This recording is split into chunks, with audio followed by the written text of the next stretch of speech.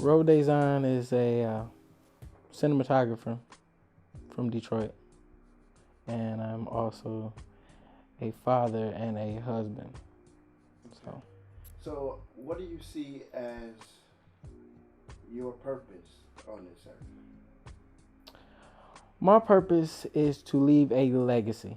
You know, I think really the biggest thing is to follow in the footsteps of people like Martin Luther King and Malcolm X. Shoot, even Jesus Christ. You know, it say be like Christ. So my thing is to leave a legacy that stands long. You know, and it rings bells. You got people like Obi Trice that's in the African American Museum of History. You know, he's made his mark. You know, you see stuff like that, and that's really my plan is to make a mark, a lasting mark. Also, to be able to change the future. You know, especially with these kids these days, stuff like that, man. You see how these kids are now with the Generation Y or whatever they call it. These kids are, don't have anything to do or any direction. So that's really what I'm here to do, to create an avenue. Okay. You know. And so, when it comes to those youth that you talked about, how could you influence them? What's some advice you would give them? Some advice I would give them, I would say stay in school, all that good stuff. You know, that's the regular. But at the end of the day, I say follow your dream. And I think a lot of people look at following your dream as, so unrealistic. But at the end of the day, I'm proven. I feel like I'm proven, especially in a city like this, like Detroit. You know, I'm proving that following your dream is key. I mean, I believe I worked a job and I found myself being there 3 years and I was making good money, $22, $24 an hour. And one day I sat in my truck because I worked at AT&T. I was a cable installer. And I was in Chicago and I'm sitting in my truck and I'm getting ready to climb a pole, 24 feet in the air, getting ready to climb this pole. It's about 10 o'clock at night. I'm away from my family, been there 3 weeks away from my family. And I sat in my truck and I cried because I was pissed. Because I realized that I was not doing what I wanted to do.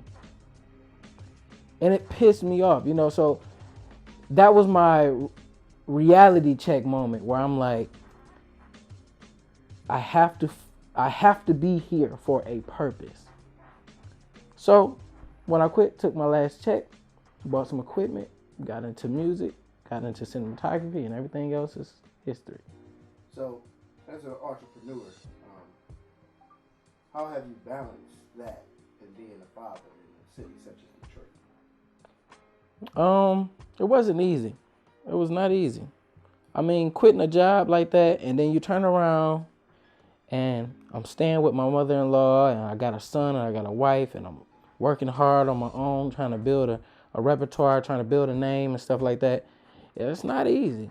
It took me really 2.5 years to really get stable. I'm talking about to the point where stability was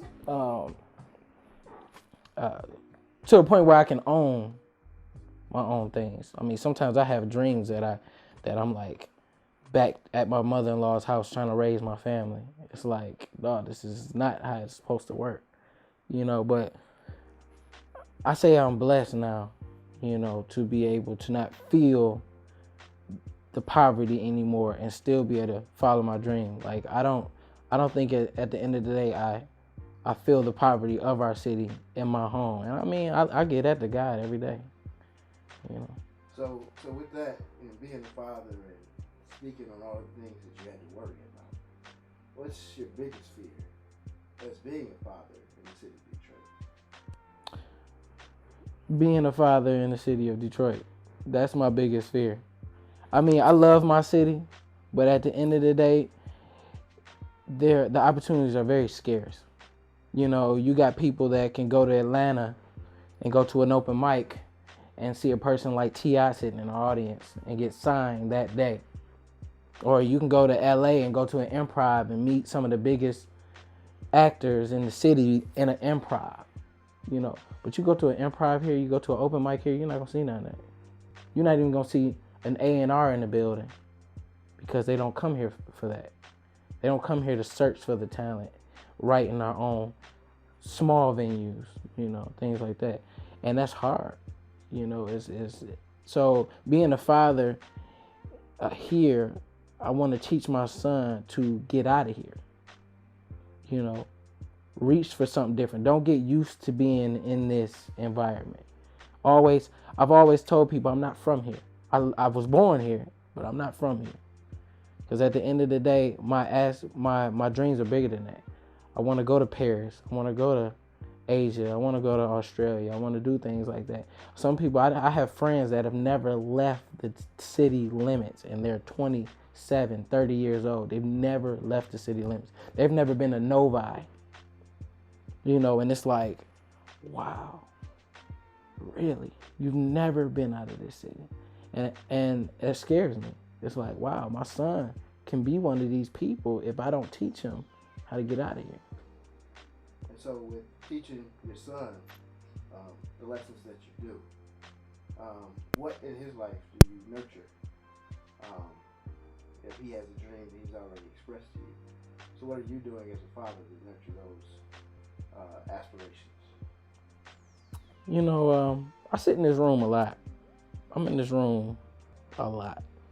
But my son comes in here and he's always telling me what things he want to do. He sits, he watch me edit.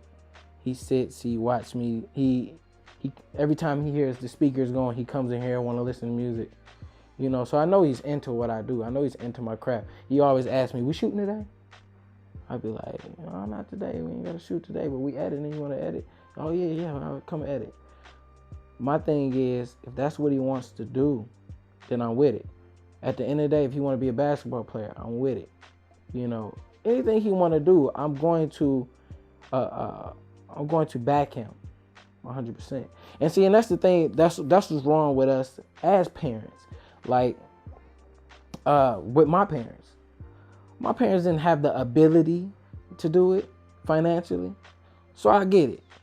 But, you know, me being a parent, I have the financial backing to be able to give him whatever he wants to do or whatever crafts he wants to follow. And, you know, when he finally breaks down and say, "You know what, Dad, this is what I want to do," I got him. That's the plan. I got him. Whatever he wants to do, it's let's roll.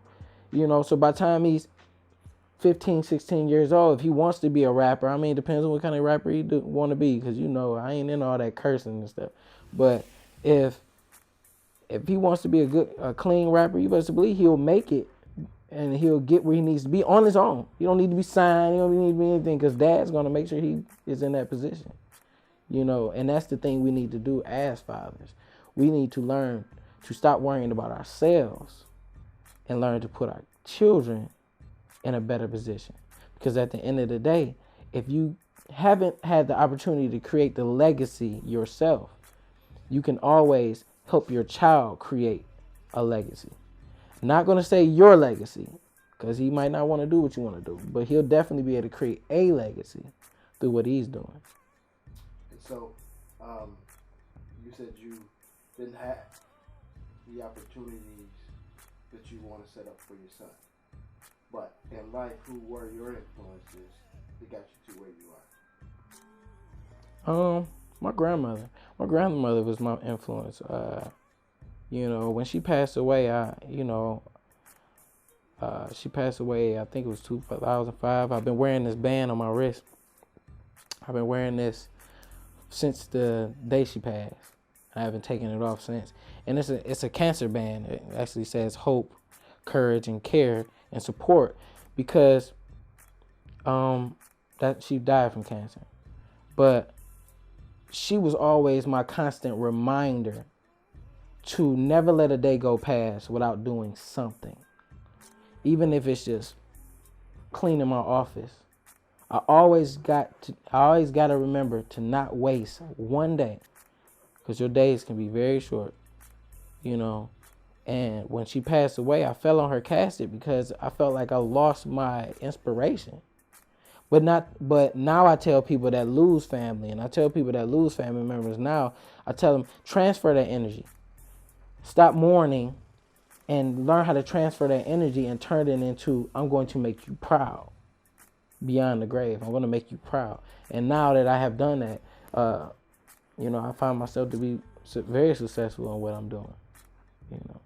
Well, I want to thank you for your time today. Mm-hmm.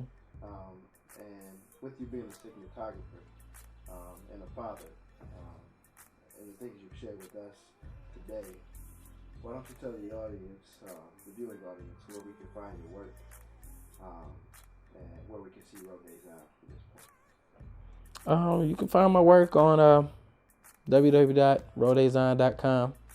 You can find me on Facebook, Instagram, Twitter. I keep it all the same.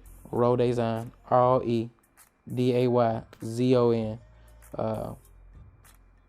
And you can always get with Mike Mission if you're trying to find me too. So he knows how to get to me. All right, so thank you for your time today, and thank you for being a father. Oh yeah, for sure.